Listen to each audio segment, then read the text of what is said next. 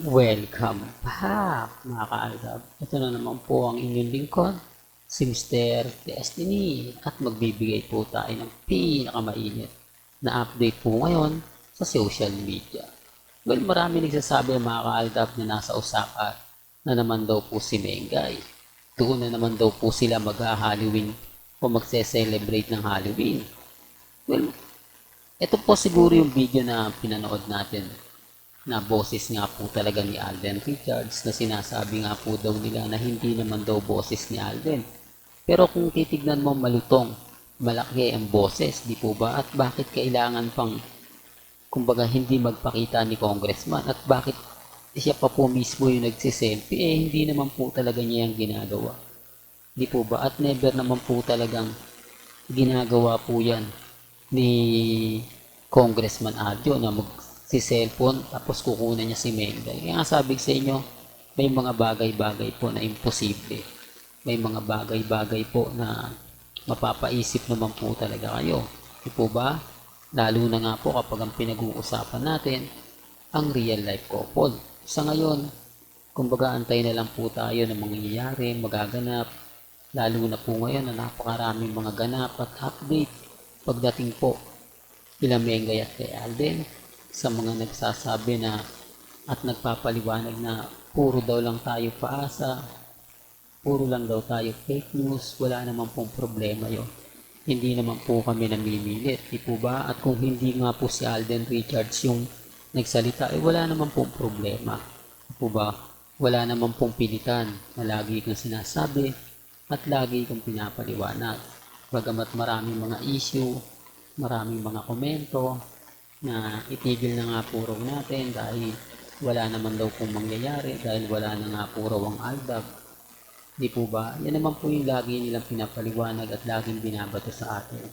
Na lagi daw po tayong tapos na, kumbaga bakit hindi pa raw po tayo makapag-move on, bakit hindi pa raw po natin tanggapin ang katotohanan na wala na nga po raw ALDAB. Di po ba? Pinagpipilitan daw po natin yung sarili natin sa wala, kung ano-ano po yung mga sinasabi na hindi talaga maganda at hindi talaga kaaya-aya. Remind ko lang po sa inyo, kina Katrin at kay Alden, scripted lang po yan. Di po ba? Yan po yung katotohanan na hindi po nila matanggap. Na hindi nila, kumbaga, gusto na binabasag po sila. Kasi kung totoo naman po talaga nanliligaw si Alden Richards kay Catherine, dapat maaga pa. Hindi po ba? Dapat yung mga panahon na kumbaga naiispatan. Nagkataon kasi mga kaaldab na tumapat pa talaga sa pelikula.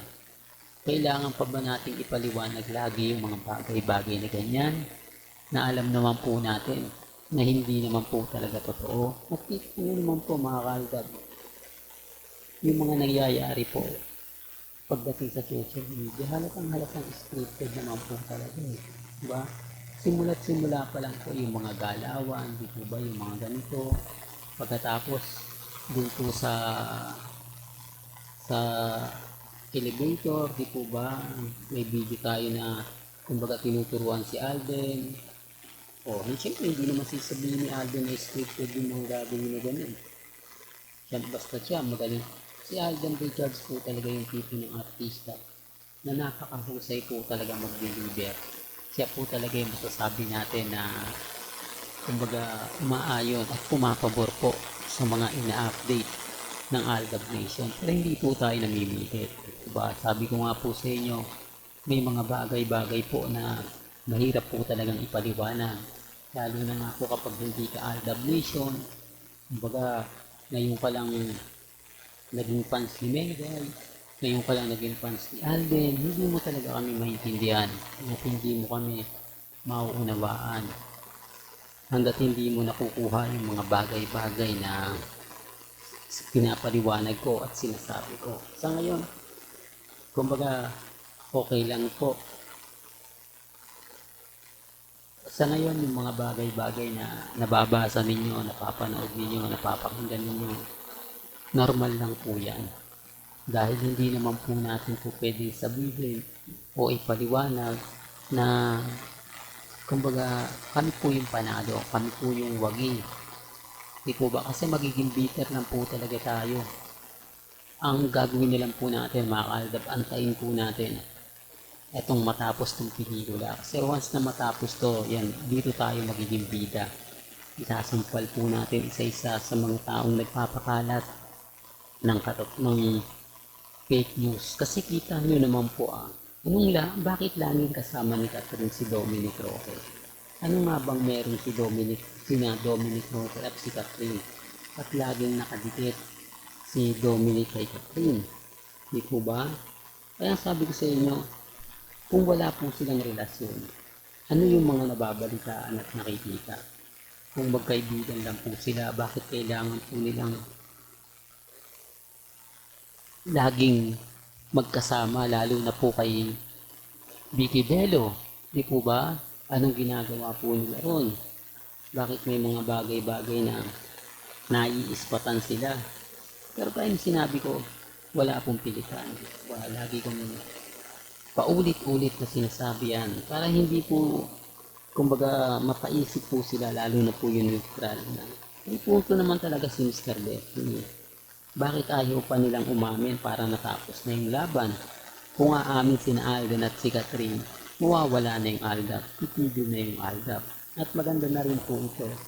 Pabor na pabor din po ito para kay Alden. Hindi na siya sasabihan ng bading.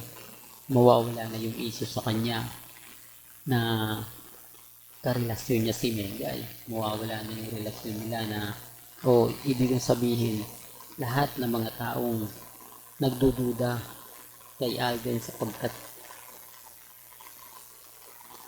sa pagkalalaki ay matatapos na. Hindi po ba maganda yon?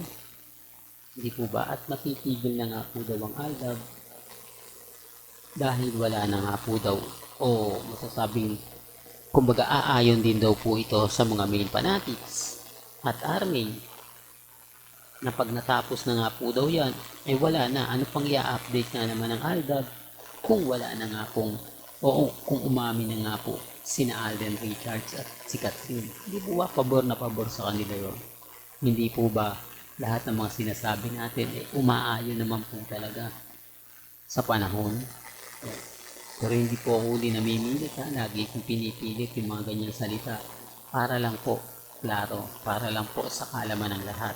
Hanggang dito na lang po ang ating latest updates. Kaya kung gusto niyo pa po ng pinaka-latest at sariwang update, abay tumutok lang po kayo dito po sa channel ni Mr. Destiny para updated po kayo sa mga latest at sa mga bagong video po na ilalabas po natin maya-maya lang. Kaya kung bago ka lang sa channel na to at isa kang true-blooded Aldab Nation na nagmamahal kila Mengay at Isoy, tama po ang channel na pinuntahan mo.